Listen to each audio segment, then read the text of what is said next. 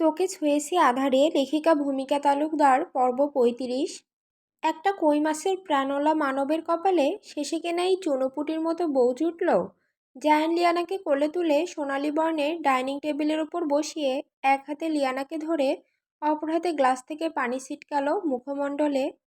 একটু তাচ্ছিল্য হেসে জায়ান বলে, এটুকুতেই সেন্সলেস হয়ে গেলি?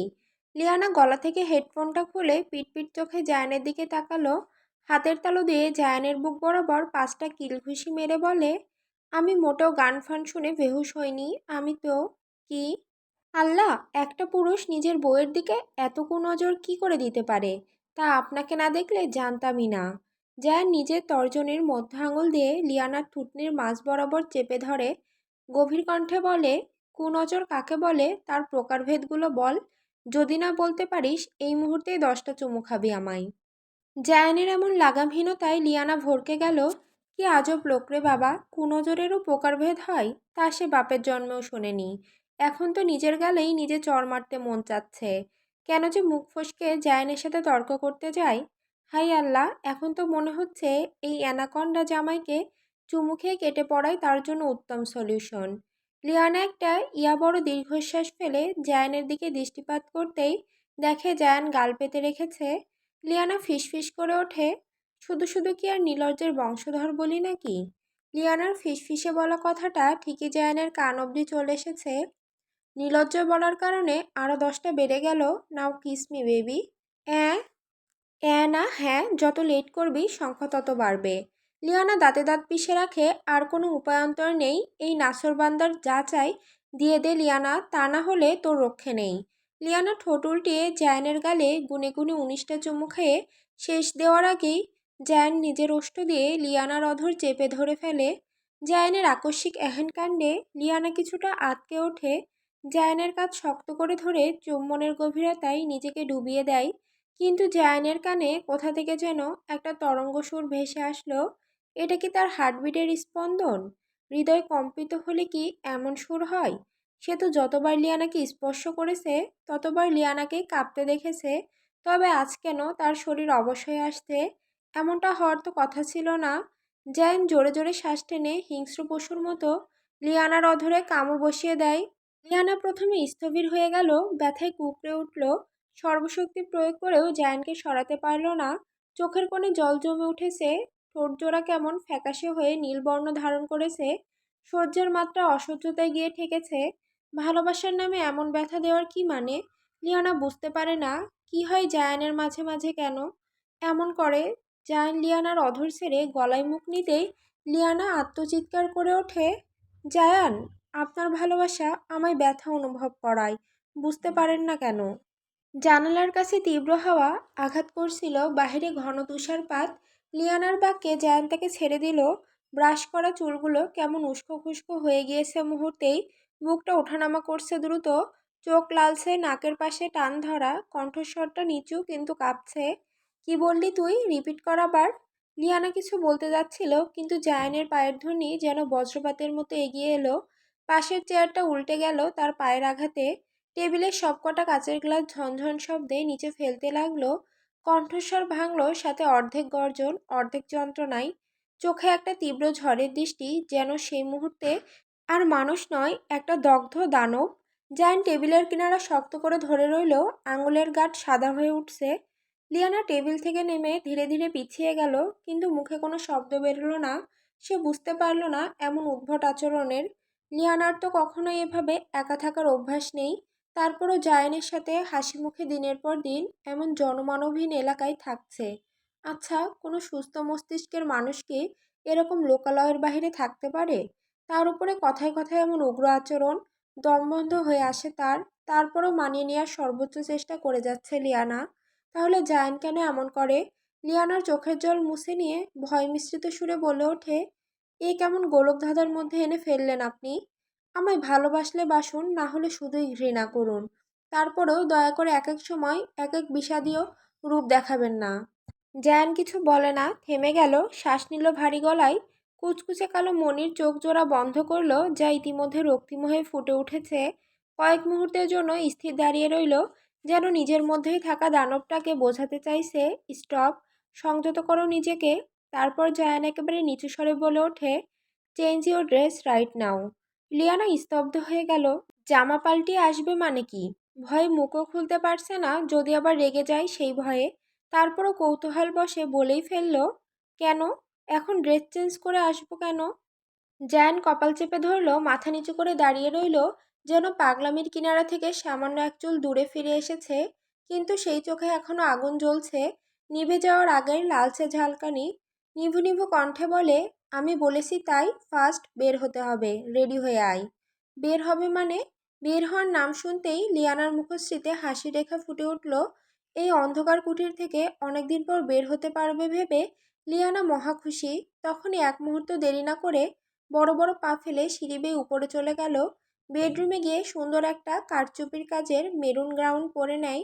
চুলগুলো পনিটেল করে বেঁধে একদম পারফেক্টভাবে রেডি হয়ে তড়িঘড়ি করে সিঁড়ি বেয়ে নামতে গিয়ে পায়ের হিল মার্বেল ফ্লোরে পিচ্ছিল হয়ে পড়ে যেতে নেয়। তখনই একজোড়া হাত লিয়ানার কোমর চেপে ধরে নেয়। লিয়ানার চুল উড়ে গিয়ে জায়নের ললটে আটকে যায়। একটা কাজ ঠিকমতো করতে পারিস না, ওভারকোট কই তোর? লিয়ানা কোনো মতে নিজেকে সামলে নিয়ে আবার উপরে চলে যায়। ঠিকই তো, বাহিরে প্রচণ্ড ঠান্ডা, খালি জামায় বের হলে শীতে জমে যাওয়ার চান্স 99.99%। বাড়ির মধ্যে রুম হিটার থাকার কারণেই তো ঠান্ডা লাগে না। তাড়াতাড়ি গিয়ে লিয়ানা ব্রাউন রঙা একটা ওভারকোট গায়ে জড়িয়ে নেয়। গলার সাথে ধূসর মাফলার। নিচে নেমেই দেখতে পাই জ্যান কার সাথে যেন ইয়ারপিসে কথা বলে যাচ্ছে। পরনে ব্লেজার স্যুট, নিচে সাদা সিল্কের শার্ট, এক হাতে গোল্ডেন ব্রেসলেট, মধ্যে আঙুলে নীল পাথরের একটা রিং চকচক করছে, অপর হাতে রোলেক্সের ঘড়ি। ঘড়ির টাইম দেখে পিছনে ফিরতেই দেখতে পাই লিয়ানা তার পিছনেই। কাম উইথ মি বলেই জায়ান বড় বড় পা ফেলে গৃহত্যাগ করতেই যাবে। লিয়ানা গিয়ে জায়ানের সামনে দাঁড়িয়ে থামিয়ে দেয়। জায়ানের সামনে গিয়ে হাঁটা দেয়, এবার চলুন। লিয়ানার এবার পেট ফেটে খুব জোরে হাসি পেল, তাও হাসি গিলে নিল জায়ানের ভয়ে। এখন একেবারে মনে হচ্ছে লিয়ানার পিছু পিছু তার বডিগার্ড তাকে প্রোটেক্ট করছে। গার্ডেনের এক প্রান্তে ফেরারি SF-19 গাড়ির কাছে আসেই লিয়ানা একদৃষ্টিতে তাকিয়ে থাকে। একবার মনে হলো হয়তোবা কোনো কাকতালীয়ভাবে মিলে গিয়েছে তার ফোনের ওয়ালপেপারের সাথে। হোম স্ক্রিনের ওয়ালপেপার জায়ান কীভাবেই বা দেখবে। গভীর ভাবনায় লিপ্ত লিয়ানার হুঁশ ফেরে নিজের অনামিকা আঙুলে কোনো ধাতব বস্তুর স্পর্শ পেতে ঘুরকে গিয়ে জায়ানের দিকে তাকাতেই দেখে জায়ান চাবির রিং লিয়ানার অনামিকা আঙুলে পরিয়ে দিয়েছে। লিয়ানা আশ্চর্য মনে হাতের তালু উল্টে করতেই দেখে এটা এই গাড়ির চাবির রিং।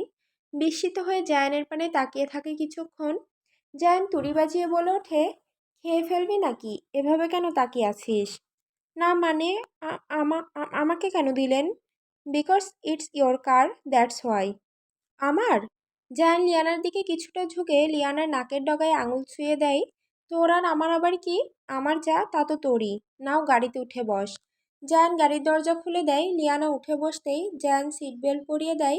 তারপর নিজে গিয়ে গাড়ির ড্রাইভিং সিটে বসে পড়ে। ধূসর রঙা ফেরারি ধীরে ধীরে বাঁক ঘুরে চলছে। গাড়ির ভেতর সাইলেন্স, ভিতরে শুধু হালকা গানের সুর বাজছে রেডিওতে, আর ইঞ্জিনের গভীর গর্জন। লিয়ানা জানালার পাশে বসে আছে, চুলের কিছু গোছা বাতাসে উঠছে। তার চোখে পর্বতের প্রতিচ্ছবি, দূরে কোথাও মেঘের ভেতর সূর্যের রশ্মি ছড়িয়ে পড়ছে। টায়ারের নিচে ছোট ছোট পাথর গড়িয়ে পড়ল খাদে। জায়ানের হাত শক্ত করে ধরা স্টিয়ারিংয়ে। বাতাসের ঠান্ডা হিম জানালার ফাঁক দিয়ে ঢুকে এলো, আর তাতে লিয়ানার কাঁধে তার স্কার্ফটা হালকা নড়ে উঠল। জায়ান গাড়ির কাছ উপরে উঠে হিটার অন করে দেয়। ফ্রান্সের দক্ষিণে কোত দাজুর অঞ্চলে, যেখানে নীল সমুদ্রের ধারে পাহাড়ি রাস্তাগুলো সাপের মতো বেঁকে গেছে, পাশে পাথরের ক্লিফ, নিচে ঝিকিমিকি করা ভূমধ্যসাগরের নীল জল। নাদিয়া বাইক রাইড করে এসে পড়ে এখানে। নাদিয়া প্রায়শই গাড়ি থেকে বাইক রাইড করতে বেশি স্বাচ্ছন্দ্য বোধ করে। নাদিয়ার পরনে একটা কালো লেদার জ্যাকেট, জিন্স প্যান্ট, দেখতে মনে হচ্ছে কোনো লেডি বাইকার। মার্কো একজন ইটালিয়ান ব্যক্তির সাথে হ্যান্ডশেক করছে। মার্কো সাদা ক্রিম শার্টের হাতা গুটিয়ে রেখেছে, আজকে টাই ছাড়া খোলা কলার, মুখে হালকা খোঁচা খোঁচা দাড়ি। নাদিয়া এসেই মার্কোর কাঁধে হাত রাখে। মার্কো পেছন না ফিরেই বুঝে ফেলে এটা আর কেউ না, নাদিয়া। নাদিয়া নাক উঁচিয়ে গলায় বলে, একা এলি কেন? বলেছিলাম না আমায় ড্রপ করে নিয়ে আসতে। মার্কো গভীর কণ্ঠে বলে, আমাকে কি তোর পার্সোনাল ড্রাইভার মনে হয় নাকি? মার্কোর এমন তাচ্ছিল্য করা জবাবের জন্যে নাদিয়া মোটেও প্রস্তুত ছিল না। তার গাড়ির ইঞ্জিনজনিত প্রবলেমের কারণে গাড়িটা মেকানিকের কাছে দিয়ে রেখেছে। প্রথমে অ্যালেক্সই বলেছিল, তবে অ্যালেক্সকে জায়ান শহরের বাইরে পাঠিয়েছে মিস্টার মাল্টার নিখোঁজের তদন্তের জন্যে। তবে মার্কো এমন গম্ভীর প্রকৃতির কঠোর মনের মানুষ তা নতুন কিছু না। তবে নাদিয়া ভেবেছিল এতখানি রাস্তার পথ মার্কো নিশ্চয়ই তাকে একা ফেলে আসবে না। মন চাচ্ছে এক ঘুষিতে সরু নাক ভোঁতা করে দিতে। নাদিয়া রাগে তার পায়ের হিল দিয়ে মার্কোর পায়ের উপর চেপে ধরে। কোনো কাজ হলো না। মার্কো ও টুকুনিও করল না, শুধু ভ্রু কুঁচকে প্যান্টের পকেটে হাত রেখে তাকিয়ে আছে। নাদিয়ার আগে গজগজ করতে করতে বলে, হোয়াট দ্য হেল মার্কো, ব্যথা পাচ্ছিস না কেন? উফ, অসহ্য। না, ব্যথা পাওয়া যায় না। ওয়েট, আমি দিয়ে দেখাচ্ছি। বলতে বলতেই মার্কো লেদার বুট শো দিয়ে নাদিয়ার পায়ে চেপে ধরতেই ব্যথায় উহু করে ওঠে নাদিয়া। এই কুকুর, ছাড়। উফ, you hurt me, please stop. ধরার আগেই ছাড়ার প্রসঙ্গ, it's not fair Noor. Marco নাদিয়ার পা ছেড়ে দিয়ে বড় বড় পা ফেলে ভিআইপি স্টেজের দিকে পা বাড়ায়। নাদিয়া পেছন পেছন চিল্লাতে চিল্লাতে দৌড়াতে থাকে, কুকুর কুকুর কুকুর, one day I will kill you, damn it. VIP স্টেজে উঠেই নাদিয়া মার্কোর চুল টেনে ধরে জোরে টান মেরে পিন্স মারে। তারপর মার্কোর পাশে গিয়ে বসে পড়ে। জায়ানদের গাড়ি ততক্ষণে কোদ্দাজুড়েতে এসে পৌঁছে পড়ে। গাড়ি ব্রেক কষতেই ভেতর থেকে জায়ান বেরিয়ে আসে, এসে লিয়ানার সাইডের দরজাটা খুলে দেয়। লিয়ানা গ্রাউন্ড সামলে নিয়ে গাড়ি থেকে নামে। নামতে আশেপাশের এত লাইটিংয়ের আলোতে চোখ কুঁচকে যায়। কিসের এত আলো? জায়ান তাকে কোথায় বা নিয়ে এলো? এত মিউজিক, মানুষদের কোলাহল কিসের? লাইটের ফ্ল্যাশের ফলে ঠিকভাবে চোখ মেলে তাকাতে পারছে না। জায়ান লিয়ানার হাত ধরে লাল কার্পেটের উপর দিয়ে হেঁটে স্টেজের দিকে পা বাড়ায়। তাদের দেখে আশেপাশে নামিদামি ব্যক্তিরা তাকিয়ে আছে, যেন কোনো রয়্যাল কাপল হেঁটে আসছে। কোথায় এসেছি আমরা? একটু পরেই জানতে পারবি সুইটহার্ট। লিয়ানাকে দেখতে পেয়েই নাদিয়া খুব খুশি হলো। কতদিন ধরে দেখে না। নাদিয়ার জায়ানের বউ হিসেবে না, বরং ছোট বোনের মতো লিয়ানাকে স্নেহ করে। লিয়ানা সিঁড়ি দিয়ে উপরে উঠতেই জায়ান লিয়ানার হাত ছেড়ে দেয়। আপনি আসবেন না? আমি একা কই যাব? উপরে নাদিয়া আছে, ওর কাছে যা, আমার একটু কাজ আছে। নাও গো। নুরি আপু। হুম। নাদিয়ার কথা শুনতেই লিয়ানা গাউন সামলে নিয়ে উপরে উঠতে থাকে। একবার পিছন ফিরে জায়ানের দিকে তাকাতেই দেখে জায়ান নেই। কোথায় গেল লোকটা? লিয়ানা একবার পিছনে ফিরে আবার সামনে তাকাতেই নাদিয়া এসে জড়িয়ে ধরে লিয়ানাকে উপরে ভিআইপি স্টেজে নিয়ে যায়। Oh my girl, I missed you. I also missed you Nuri আপু। তুমি জানো আমার এখন কি যে শান্তি লাগতেছে। আমি তোমাদের সাথে থাকতে চাই। তুমি একটু ওনাকে বলবে? লিয়ানার আকুতি ভরা কণ্ঠে বলা কথায় নাদিয়ার মনে মায়া অনুভূত হলো। কিছুটা শীতল গলায় বলে, জায়ানকে বলবো মাঝে মাঝে শ্যাডো এম্পায়ারে নিয়ে আসতে তোমায়, তাহলে হ্যাপি? সব সময় কেন না? নাদিয়া হাসলো। জায়ান যা করে সব তোমার ভালোর জন্যে। Listen, don't heart my friend, okay? Liana ঠোঁট বাঁকালো। সে কবেই বা জায়ানকে কষ্ট দিল? জায়ানই তো তাকে আঘাত করে প্রতি মুহূর্তে। তবে এখানে কি হচ্ছে তা বুঝতে না পেরে লিয়ানা নাদিয়াকে জিজ্ঞেস করতে যাবে, ঠিক তখনই লাউড স্পিকারে ঘোষণার আওয়াজ ভেসে আসে, ladies and gentleman, welcome to the international grand Prix of France. স্টেজে বসা হাজারো দর্শক, কারো হাতে ফরাসি পতাকা, কারো মুখে রঙিন মাস্ক, আবার কেউ মোবাইল তুলে সরাসরি লাইভ করছে। আন্তর্জাতিক কার রেসিং প্রতিযোগিতা। বিশ্বের সেরা 12 জন রেসাররা অংশগ্রহণ করবে তাতে। আন্তর্জাতিক কার রেসিং প্রতিযোগিতায় মোট বাজেট প্রায় 75 মিলিয়ন ইউরো, যার মধ্যে 30% স্পন্সরশিপ এসেছে ফ্যাশন হাউস ম্যাসন ডুভাল এর কাছ থেকে, আর বাকি এসেছে আন্তর্জাতিক স্পোর্ট নেটওয়ার্ক, রেসিং ব্র্যান্ড আর ধনী ব্যবসায়ীদের বিনিয়োগ থেকে। ক্রিমিনাল লয়ার জায়ান খানও স্পন্সর করেছে তাতে। লাউড স্পিকারে এবার 12 জন রেসারের নাম ঘোষণা হচ্ছে, যেখানে থাকছে বিশ্বের 12টি দেশ থেকে আগত 12 জন বিগত কয়েক বছরের জয়ী রেসারগণ। The 12 countries of speed, France, ইটালির, জার্মানি, স্পেন, জাপান, যুক্তরাষ্ট্র, যুক্তরাজ্য, ব্রাজিল, অস্ট্রেলিয়া, রাশিয়া, দুবাই, চীন। প্রত্যেকটা দেশের নাম আর কোন দেশ থেকে কোন রেসার অংশগ্রহণ করবে তার নামগুলো লিয়ানা মনোযোগ সহকারে শুনছে। সে খুব খুশি। লিয়ানা এমনিতেই কার লাভার গার্ল, তার উপরে এভাবে কখনো সরাসরি কার রেসিং প্রতিযোগিতা দেখতে পারবে তা তো স্বপ্ন তুল্য। কিন্তু যখনই অ্যানাউন্সমেন্ট হলো যে ফ্রান্স থেকে যিনি রেসিং করবে, গ্রেট জায়ান, লিয়ানা আঁতকে উঠে নাদিয়ার দিকে তাকায়। কি নাম বলল আপু? মার্কো পপকর্ন খেতে খেতে বলে গভীর গলায়, যা শুনছো তা। কেন, জায়ান তো আমাকে কিছু বলেনি। না তো। জায়ান তো ইন্টারন্যাশনালি কার রেসার, ইউনিভার্সিটি থেকে বহুবার রেস করেছে। অ্যালেক্সও করে। তারপর জায়ান ফ্রান্সের সিটিজেনশিপ পাওয়ার পর ইন্টারন্যাশনালিভাবে রেস করতো। যেহেতু ফ্রান্সের নাম্বার রেসারের তালিকায় জায়ানের নাম আছে, তাহলে আন্তর্জাতিকভাবে তো তারই অংশ নেওয়ার কথা, তাই না? তাহলে উনি কি প্রফেশনালি রেসার?